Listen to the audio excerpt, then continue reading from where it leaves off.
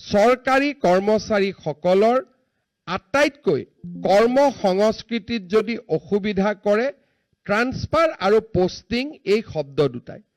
চৰকাৰী চাকৰিত যোগদান কৰিলোঁ, কোনোবাই মোক শিকাই দিলে যে মুখ্যমন্ত্ৰীক দেউতাকৰ ওচৰত যদি মই মুখ্যমন্ত্ৰী তাত পঠিয়াই দিওঁ, মই যদি কাৰ্যালয়ত আহোঁ, কৰ্মচাৰীসকলে যদি মুখ্যমন্ত্ৰী মন্ত্ৰীৰ ওচৰত অলপ কান্দামিলা কৰে, ট্ৰান্সফাৰ হৈ যায়।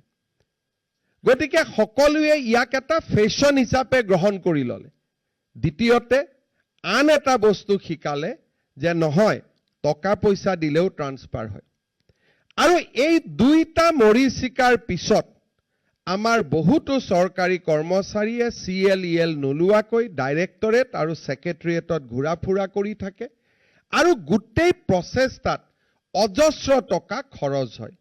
এটা সময়ত শিক্ষা বিভাগত মাধ্যমিক শিক্ষকৰ ট্ৰান্সফাৰ পোষ্টিঙৰ ফাইল একোটা দিনত মোৰ টেবুললৈকে 200ৰ পৰা 250 আহিছিল আৰু তলত থকা কৰ্মচাৰীসকলে মহা আনন্দৰে তাক পুট আপ কৰিছিল। আন ফাইল পুট আপ নহয়, ট্ৰান্সফাৰ অৰ্ডাৰৰ ট্ৰান্সফাৰ সুন্দৰভাৱে পুট আপ হয় আৰু মই শব্দটো কৈছোঁ মহা আনন্দৰে পুট আপ হয়। সিদ্ধাৰ্থ ভট্টাচাৰ্যী ডাঙৰীয়াই শিক্ষামন্ত্ৰী এৰি দিয়াৰ পিছত মই যেতিয়া এবাৰ শিক্ষামন্ত্ৰীৰ দায়িত্ব লৈছিলোঁ, মই প্ৰায় 250 ট্ৰান্সফাৰ পোষ্টিঙৰ ফাইল উত্তৰাধিকাৰী স্বত্বে মোৰ টেবুললৈ আহিছিলে। আৰু যিদিনাখনে মই আহি চিন বুলি ফাইলবোৰ পঠাই দিলোঁ, কোনো মোক এবাৰো ৰিকুৱেষ্টটো কৰিব নাহিলে যে কৰি দিব লাগে। যিদিনাখনে মই এটাও ফাইলত খালি চিন লিখি মই নোচোৱাকৈ চিন লিখি 250 ফাইল উভতাই দিলোঁ, য'ৰ ফাইল য'ত যেনেকে গ'ল তেনেকে থাকিল, কোনো প্ৰশ্নও নাই উত্তৰো নাই, তাতে শেষ হ'ল। তাৰমানে বহু শিক্ষকে ট্ৰান্সফাৰো বিচৰা নাছিল, তেওঁলোকক খবৰ দিয়া হৈছিল যে আমি আপোনাৰ কামটো কৰাই দিব পাৰোঁ। আৰু এক প্ৰকাৰ এনেকুৱা ধৰণৰ চক্ৰ এটা কম বেছি পৰিমাণে জাগ্ৰত হৈ উঠে। সি অসম পুলিচৰ হেডকোৱাৰ্টাৰ হওক, PCCFৰ কাৰ্যালয় হওক, হেল্থ ডিপাৰ্টমেণ্টতে হওক, এডুকেশ্যন ডিপাৰ্টমেণ্টতে হওক।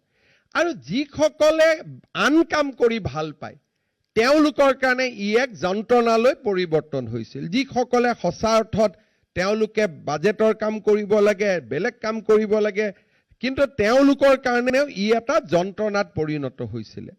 শিক্ষা বিভাগত ইয়াক মই মন্ত্ৰী থাকোঁতে আৰম্ভ কৰিছিলোঁ যে আমি মিউচুৱেল ট্ৰান্সফাৰ কম্পিউটাৰৰ জৰিয়তে যদি আমি কৰোঁ, তাত আমি কিমান সফল হ'ব পাৰোঁ। যোৱা প্ৰায় 7টা বছৰ আমি নিৰন্তৰভাৱে এডুকেশ্যন ডিপাৰ্টমেণ্টত বছৰত এবাৰ মিউচুৱেল ট্ৰান্সফাৰৰ সুবিধা কৰি আছিলোঁ। আৰু মিউচুৱেল ট্ৰান্সফাৰ আমি কৰা নাছিলোঁ। আজি আপোনালোকে যেনেকৈ দেখিছে যে তেওঁলোকৰ ট্ৰান্সফাৰ পোষ্টিঙৰ প্ৰাৰম্ভিক এপ্ৰুভেল হোৱাৰ পিছত কম্পিউটাৰে পেয়াৰ চিলেক্ট কৰি দিয়ে। আৰু আজিও ইয়াত যিসকলে ইয়াত আহি পেলাই ট্ৰান্সফাৰ অৰ্ডাৰ লৈছে, ইজনে সিজনক ব্যক্তিগতভাৱে চিনি নাপায়।